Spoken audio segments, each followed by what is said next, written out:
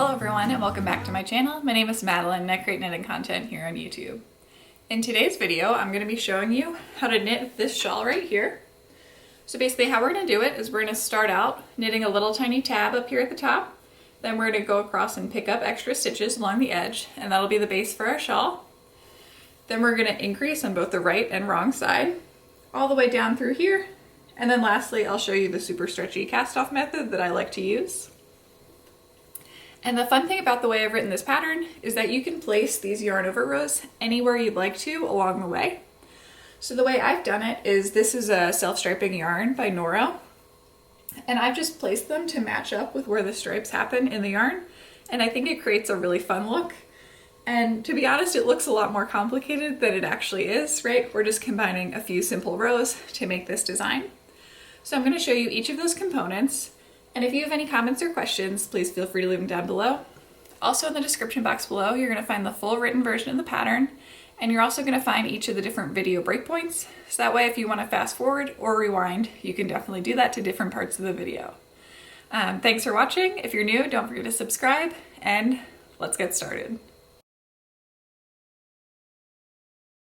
Starting off with the yarn I'm using, so this one's by Noro, and the reason I selected this yarn is because I liked how many different stripes you get in the same skein of yarn. And I also liked how many repeats I got. So basically you can see for this teal color, I get it 1, 2, 3, 4 times all in the same skein. And these skeins of yarn are really large. So this is DK weight. And then on this one skein, you get 200 grams or 600 meters. This colorway number, in case you're curious, is number 3. And then the name of this yarn is right there. And so if you're looking for a similar yarn, you're going to want to look for one that recommends about a size US 6 knitting needle. That would be comparable to this one, because I do feel like this one is a fairly thick DK weight yarn when you actually start knitting with it. Then the rest of the materials you need, there aren't very many. So first, I would recommend having a tapestry needle to weave in your ends at the end of the project. Next up, I have one removable stitch marker. And we're going to be using this one to mark the front of the work from the back of our work. Then I have 2 other stitch markers, and these ones just aren't removable. And then lastly, for the knitting needle, I'm going to be using a size US 8 knitting needle, and this one has a 40-inch cord. And we're going a little bit larger with our knitting needle here. You saw before the yarn recommended a size US 6, just so that we can get some really good drape with the shawl. The cast on method is probably the trickiest part to this shawl.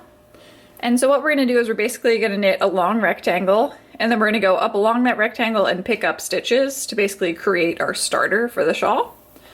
So I'm going to show that here. So to start out, I'm just going to cast on 3 stitches. So I don't have a long tail at all.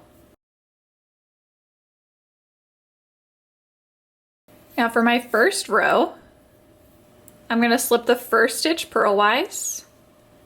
Then I'm going to knit 2.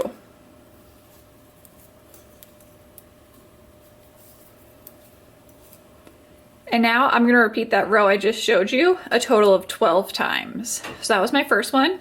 So now to show it one more time, I'm going to turn my work, slip my first stitch purlwise. Then I'm going to have to bring my yarn to the back and knit 2. And again, I'm going to repeat that a total of 12 times.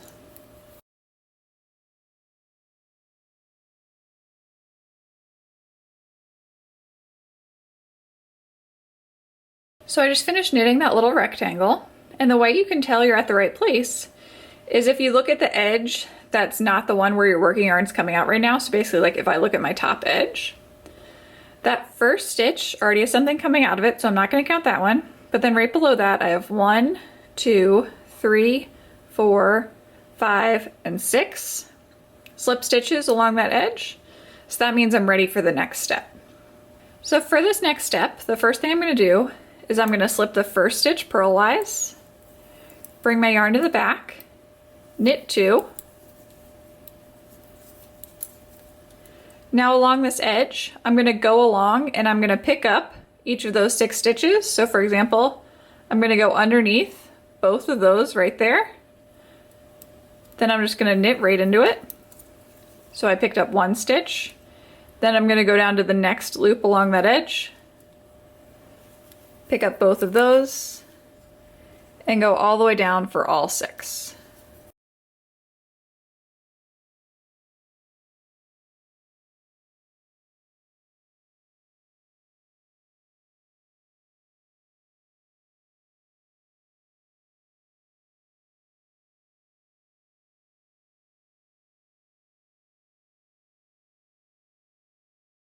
So now that I've finished picking up those 6 stitches, I have a total of 9 stitches on my knitting needle.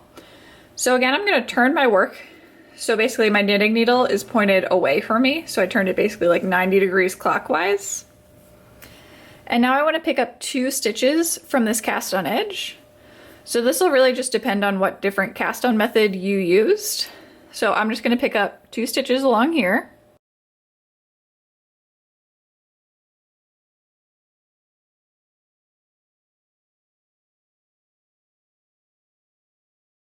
So now that I have those 11 stitches on my knitting needle, I'm going to turn my work and do my setup row. So for this row, I will need my 2 stitch markers. In this row, I'm just going to slip the first stitch purlwise, bring my yarn to the back. Now I'm going to knit 4. I'm going to place 1 stitch marker, knit 1, place a 2nd stitch marker, and now knit all the way to the end of the row.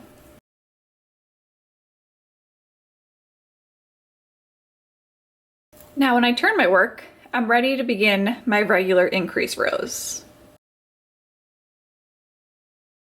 The first thing I do before I actually begin my increase row is I'm going to place my 1 removable stitch marker on the front side of the work. So basically I just did my setup row and then I turned my work. So now this is the front side of my work. I'm going to place my 1 stitch marker on there just to remind me. Now for this shawl, we're going to increase on both sides of the work. So when we have the right side facing us, we're going to increase basically in between the first stitch and the 2nd stitch, and then in between the second to last and the last stitch. Then when we turn our work to the other side, we're going to be increasing right around that center stitch.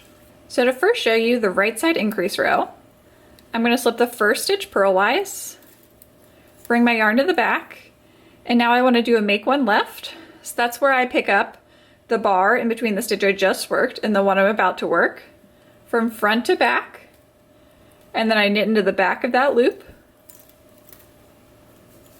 Now I'm going to knit all the way over to the stitch marker.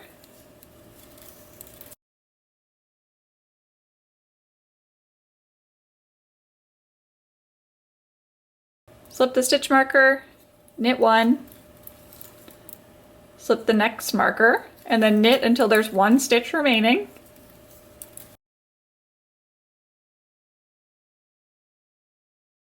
Now I'm going to do a make 1 right. So I'm going to pick up the bar in between the stitch I just worked and the one I'm about to work, this time from back to front.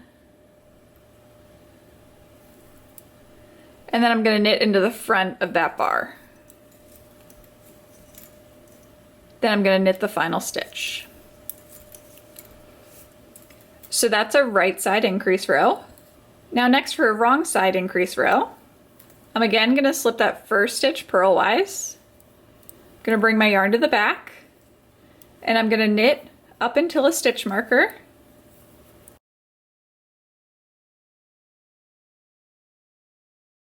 Now I'm going to make 1 left. So again, I'm going to pick up that bar from front to back, knit into the back of that loop, slip the stitch marker, knit 1 stitch, slip the stitch marker again, and now I need to do my make 1 right. So here I'm going to go back to front,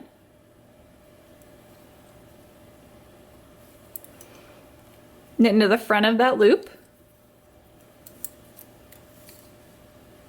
and now I'm going to knit all the way across the rest of the row.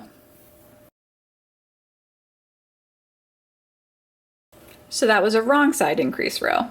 So now just to go over those increases again, basically when we're on the right side of our work, we're going to knit 1, make 1 left, knit all the way across until the stitch marker, slip the marker, knit one, slip the next marker, knit all the way across until there's one stitch remaining, do a make one right, and then knit the last stitch.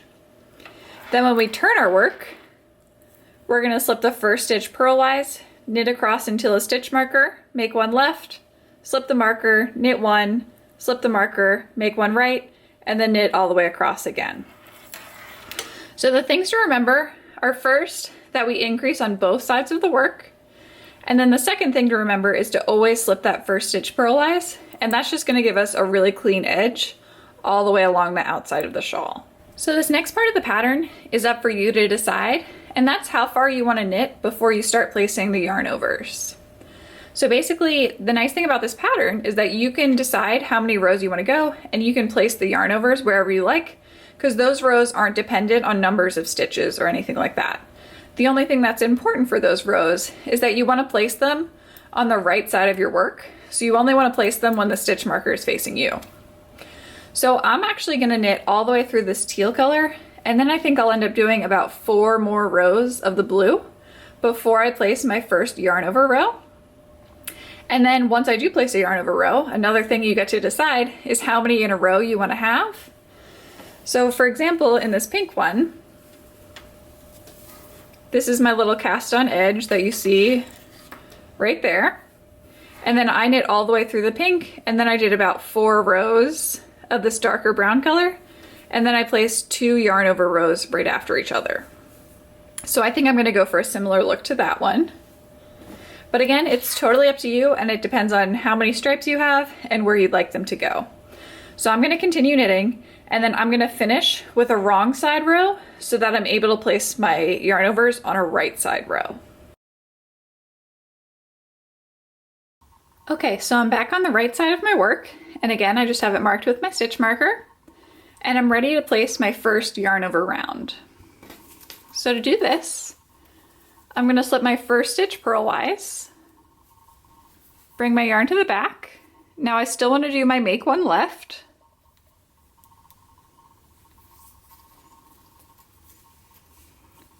now I'm gonna knit 3.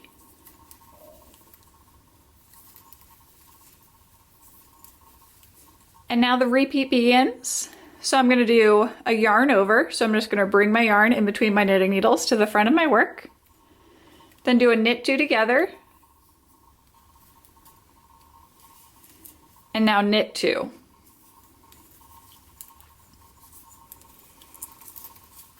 And now I'm going to repeat that little section again. So I'm going to do yarn over, knit 2 together, knit 2. So now as you continue working across this repeat, the one thing I wanted to mention is that how many stitches and how many repeats you can fit in will depend on where this row falls in your work. So for example, I might only end up with 2 stitches left at the end, and in that case I can't do a yarn over, knit 2 together, and then knit 2. So I'm only going to do the portion of that repeat that I can fit before the stitch marker. So for example, if I had 2 stitches left, I would do a yarn over and a knit 2 together. Then I would just slide my stitch marker, and then I'll tell you the rest of the row later on. But you just want to do the portion of the repeat that you can fit in at the end of the row.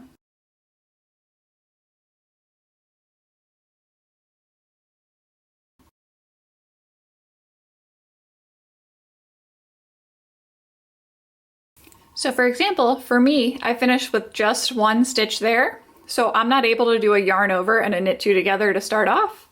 So I'm just gonna knit that 1 stitch, pass my stitch marker, knit the center stitch, pass my stitch marker again.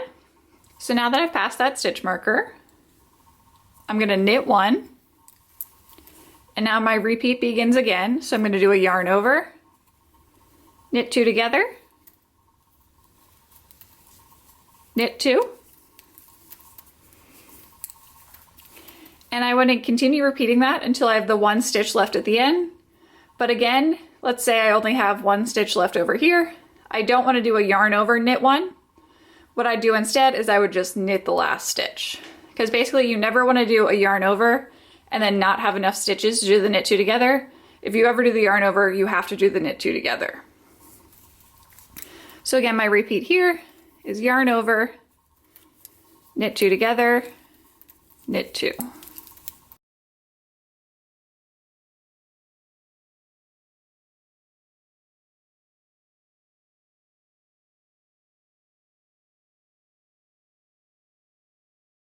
So for example, on this side, I have 3 stitches left and then my final stitch. So I want to not count that final stitch there because that's going to be something different. But for the repeat, here I could do a yarn over, knit 2 together, and then I can knit 1. Now I'm still going to do my make 1 right.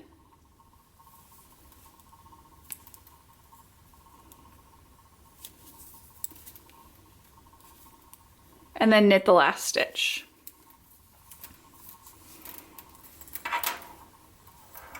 So the tricky part to these repeats is basically what to do at the end. So what to do on this first half right before the stitch marker, and what to do right before you have that 1 stitch remaining at the end. So now on the other side of my work, so on the wrong side of my work, I'm just gonna work my regular wrong side increase row. So again, I'm gonna slip 1 purlwise, bring my yarn to the back, then just knit all the way until the stitch marker.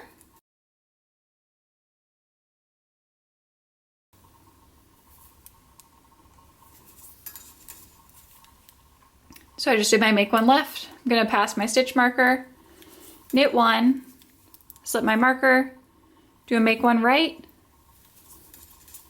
and then knit all the way across this side as well. To show another example of a yarn over row, I'm gonna slip my first stitch purlwise, bring my yarn to the back, work a make 1 left,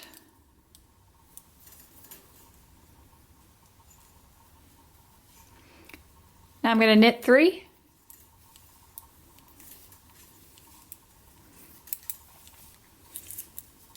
and now I'm ready to do my yarn over, knit 2 together combination. And how I know this is a good place to put it is basically I want my previous yarn over to be 2 stitches back. So I have 1, 2 stitches, and then my last yarn over is right below that one. So I'm going to bring my yarn to the front, work and knit 2 together. Now I'm going to knit 2.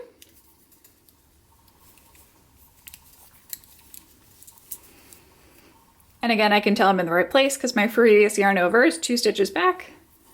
So I'm going to do a yarn over, knit 2 together, and I'm going to continue this as far as I can before that first stitch marker.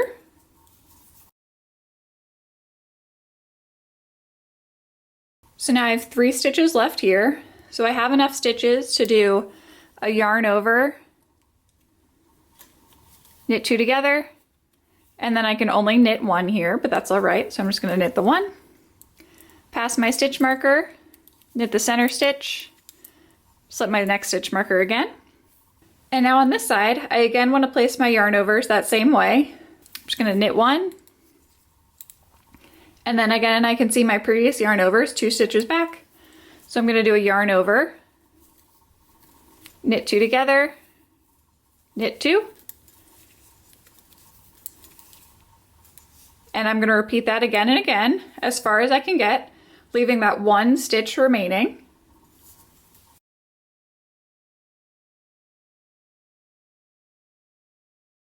So now here at the end I just have the 1 stitch, so I'm just going to knit that one. I can't do a full repeat. So now I'm going to do my make 1 right.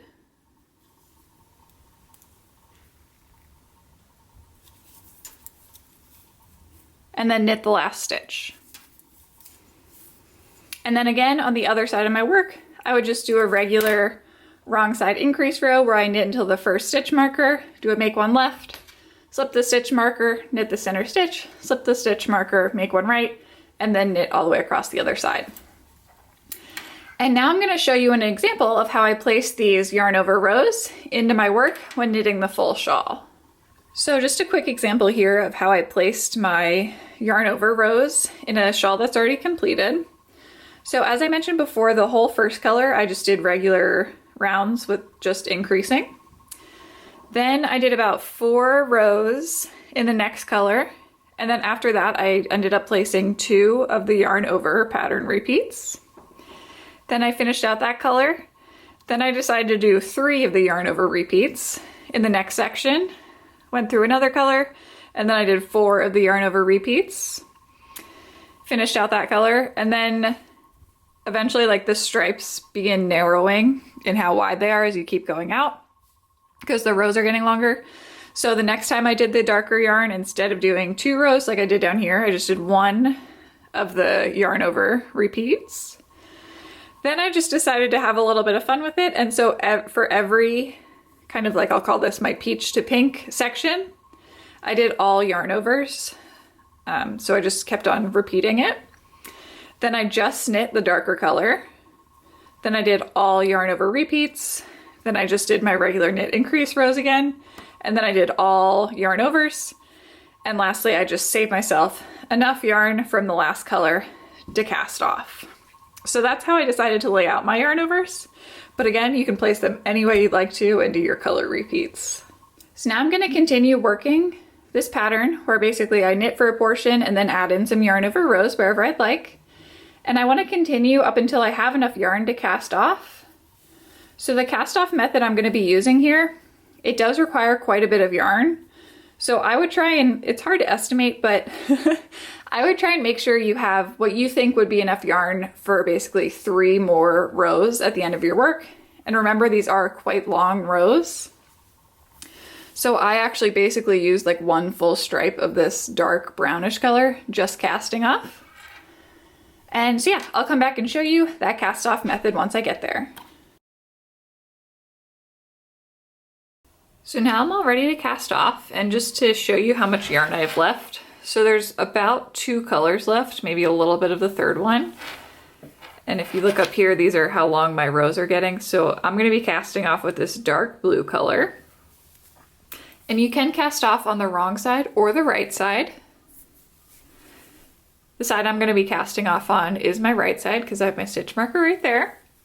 So to start off, I'm gonna slip the first stitch purlwise, bring my yarn to the back of my work, knit 1, and now I want to knit these 2 stitches on the right needle together. So I'm going to insert my left needle into the front of both those stitches, wrap my yarn around, pull through. So basically I just turn those 2 stitches on the right needle into 1. Now I'm going to knit the next stitch. And again, I want to now knit these 2 stitches on my right needle together. I'm going to put my left needle point into the front of both of them, knit them together, and I'm just going to continue doing this all the way across to cast off this whole edge, and eventually you'll just end up with that 1 stitch over here in the right needle. So what I do is I'll just thread my tail through that last stitch and then weave in all my ends. So now I've finished this first little portion here, and you can see along the top it makes a really nice clean edge, and it should be nice and stretchy. So again, I'm going to continue going all the way across this top edge, and then how I block my work is I'm actually just going to soak this in some like slightly warm water. And right now I don't actually have any wool wash, so I'm just going to use some dish detergent. And then once I've soaked it, I'm going to roll it up in a towel to get all the water out. And then all I do is I lay it over a drying rack, just kind of like hanging over both sides. And that's how I let it dry. I don't do any aggressive blocking or anything like that. I just kind of let it dry to its natural shape. And also when you wash it, it'll make a lot of these yarn overs appear a lot more than they do now. I hope you enjoy this tutorial. If you have any comments or questions, please feel free to leave them down below. And if you're new to my channel, don't forget to subscribe. Thanks for watching.